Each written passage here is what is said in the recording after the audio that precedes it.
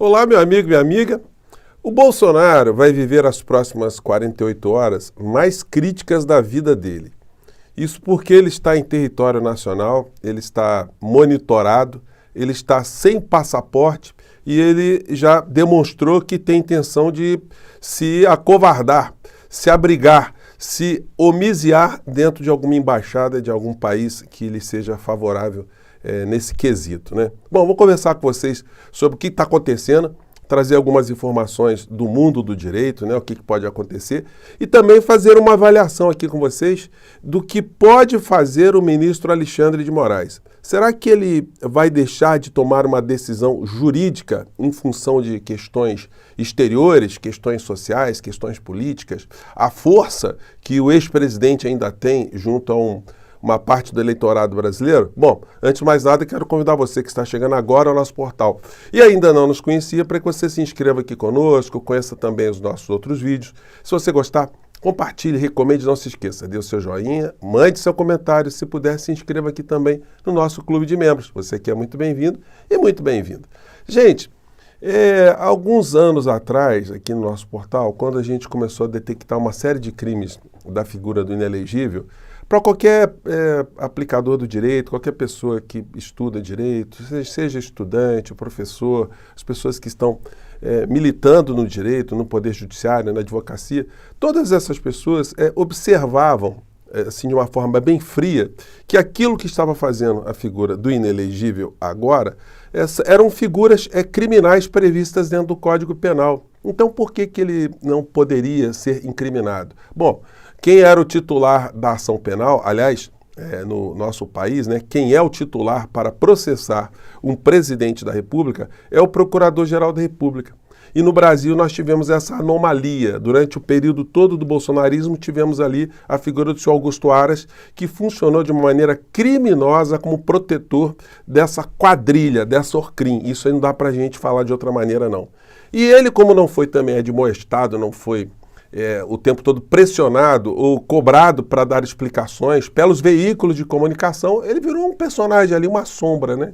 Que acobertava os crimes todos, que ele tinha o dever de fazer alguma coisa, e mais, ainda criou instrumentos para poder perverter, né, a legislação brasileira, criou um instrumento de averiguação de inquéritos. Os inquéritos batiam lá no Supremo Tribunal Federal, aí ele criou um instrumento transformando esses inquéritos em notícia do fato, investigar a notícia do fato. Ou seja, o trabalho de meses, anos, de delegados da Polícia Federal, de membros da CPI, simplesmente entravam ali no buraco negro. Isso é uma situação absolutamente absurda, né? O problema aqui no Brasil também, que o crime de prevaricação, que é o crime típico desse tipo de conduta, tem uma sanção muito pequena, né?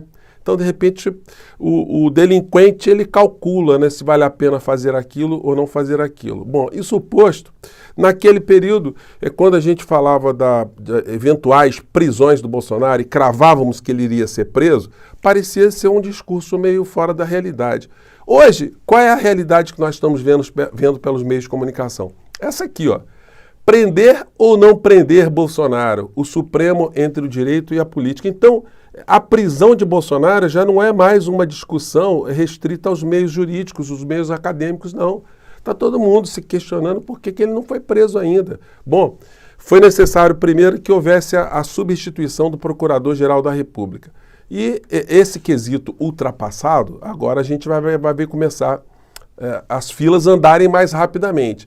E o período agora, de 48 horas, é crítico. O Bolsonaro está mais monitorado agora, porque já se descobriu que ele não tem o menor pudor de se acovardar dentro de uma embaixada. Então, o problema é que a Polícia Federal agora, ela tem dificuldade, né? Já tinha antes, de barrar, por exemplo, o ir e vir de alguém que está nessa condição. Teria que fazer ali uma barricada, né, na frente de algumas embaixadas, né? Então essa é uma questão um tanto ou quanto delicada, mas ele deve estar pensando agora em fugir realmente. Agora a vigilância deve estar mais dobrada em cima dele, porque ele demonstrou essa intenção, né, de se evadir de uma responsabilidade criminal. Essa figura que se apresentou de uma forma tão como um grande falastrão, né? E agora eu acho que algumas pessoas começam a perceber que ele é um grande covarde com esse retardo todo, né? as pessoas ficaram na chuva ali no final do ano de 2022, na frente de quartéis, e ele se mandou do Brasil, fugindo com joias subtraídas, joias roubadas, no português claro, né, do erário público, para vender lá fora, né? Enfim, e agora está repetindo a dose com mais uma demonstração de covardia. Bom, ontem, perguntado sobre isso, eu tenho cobrado muito isso aqui também, inclusive com colegas jornalistas, né, para, enfim, as pessoas perderam a noção do que é o jornalismo. Está diante de uma figura que é um criminoso, o cara responde de uma maneira ácida, de uma forma desrespeitosa, e fica todo mundo caladinho. Ué, tem que ir para cima, tem que perguntar que negócio é esse, eu respeito. E aí a gente viu essa cena aqui, né? Primeiro ele colocando aqui, quem publicou isso foi o Silas Malafaia, né? Que ele começa a entrevista dele dizendo que ele peitou o sistema. Peitou o sistema? Que sistema que ele peitou com essa penca de gente da família dele dentro do sistema e todos apaniguados? É o sistema.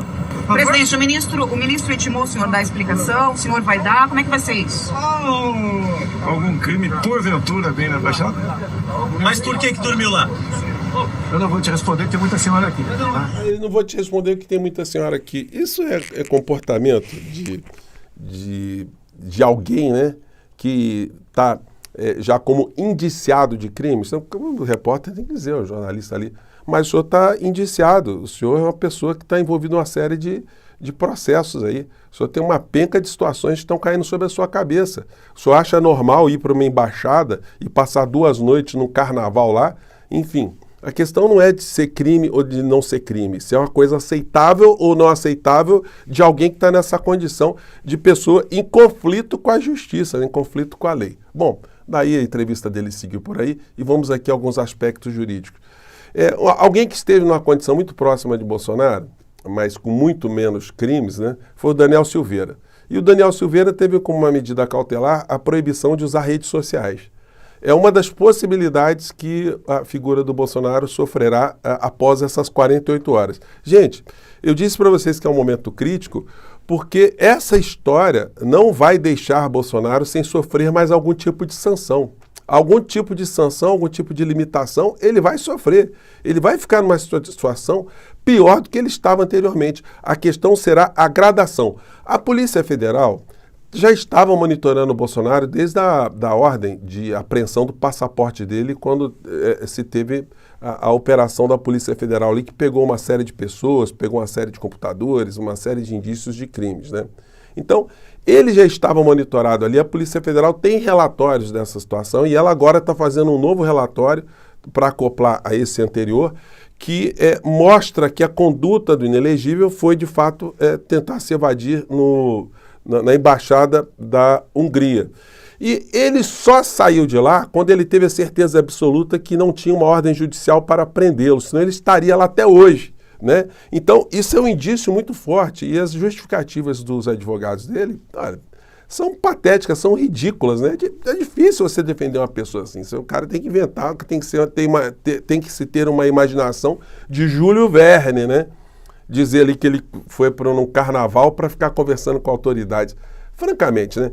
Mas é o tipo de conversa que é o juiz que vai decidir se aquilo faz sentido ou se não faz sentido, se condena a pessoa, se não condena, se aplica medidas preventivas ou medidas cautelares ou não. Então, Daniel Silveira teve que sair das redes sociais. Se isso acontecer com o Bolsonaro, já nos trará mais alguma paz, né, nas redes sociais, embora os seus apaniguados irão certamente, né, melhor dizendo, fazer uma fermentação dessa história toda em meio a essa coisa escabrosa também do bolsonarismo e o envolvidos, né, com as pessoas que estão sendo apontadas como os assassinos de Marielle Franco. Nós temos esse prazo aqui que está rodando também, né? Moraes dá 15 dias à PGR para decidir se denuncia ou não Bolsonaro por fraude nos cartões de vacina.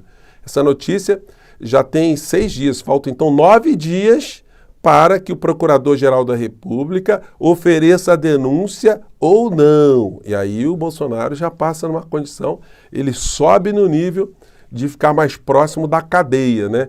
E esse fato agora dele tentar se homiziar numa embaixada, aliás, ele não tentou, né? Ele se homiziou, ele só saiu de lá quando ele soube que que não tinha uma ordem de prisão contra ele.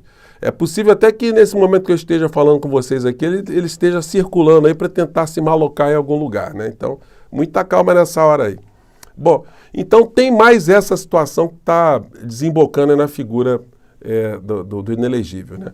O artigo 319 do Código de Processo Penal diz aqui uma série de medidas cautelares, né? Eu não vou aqui repetir para vocês, mas enfim, é um rol muito grande, né? E o Bolsonaro pode ser, inclusive, compelido a ficar numa prisão domiciliar, ele ficar dentro de casa, o que não vai deixar de ser uma situação muito desagradável para ele, para dizer o mínimo, né?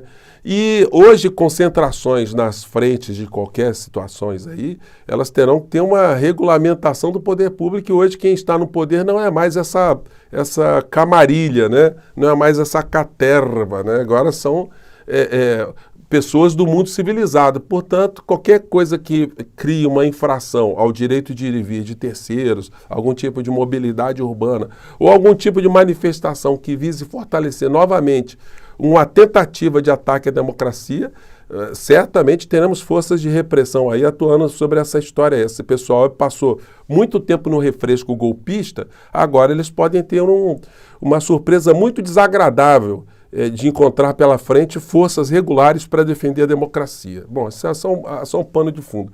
Então, as medidas cautelares são muito vastas aí, né? Muito amplas. E aí vai competir o ministro Alexandre de Moraes ter essa decisão pela frente, né? Que ele vai ter que decidir se ele aplica sanções mais brandas ou se ele simplesmente decreta a prisão preventiva de Bolsonaro. Esse momento vai ter que chegar, ou diante de uma prisão preventiva ou diante de uma prisão definitiva. O juiz, normalmente, ele prefere sempre que a prisão se dê depois de uma sentença penal transitada em julgado. Mas quando você está com um delinquente que tem o comportamento repetido, né, de tentar burlar a lei, de que mostra que o seu caráter é o caráter de se evadir, de não enfrentar as suas responsabilidades, isso funciona como um grande aditivo para uma decisão determinando a prisão preventiva. Eu tenho certeza absoluta que o ministro Alexandre de Moraes, ele não vai titubear se tiver diante de situações que ele avalie serem mais consistentes de serem tomadas hoje ou serem tomadas mais adiante. De todo modo, isso mostra que a figura do inelegível está absolutamente encalacrada, está no momento crítico. E justificar o injustificável está pegando mal, né? Você pode até conversar com uma pessoa que seja muito fiel a Bolsonaro ainda, mas essa pessoa vai passar um ridículo na sua frente se você perguntar, meu amigo, o que ele foi fazer ali na embaixada? Lógico que todo mundo sabe que ele fugiu, ele se escondeu ali. O triste dessa história é mostrar que ele é tão covarde e ele não assume o que ele foi fazer, e as pessoas acreditam na versão covarde dele, que ele foi ali passar algumas noites na embaixada da Hungria para tratar de assuntos de Estado, assuntos de geopolítica, né? Ninguém acredita nessa patifaria. E quem faz patifaria é um patife. E o patife vai estar agora nas mãos do ministro Alexandre de Moraes. Ele deve estar pensando o que ele vai fazer. Está aguardando o relatório da Polícia Federal e está aguardando também as justificativas surrealistas da defesa de Bolsonaro, né? De todo modo, como eu disse para vocês, a chapa esquentou. Gente, eu fico por aqui mais uma vez. Um grande abraço, até o nosso próximo encontro. Tchau!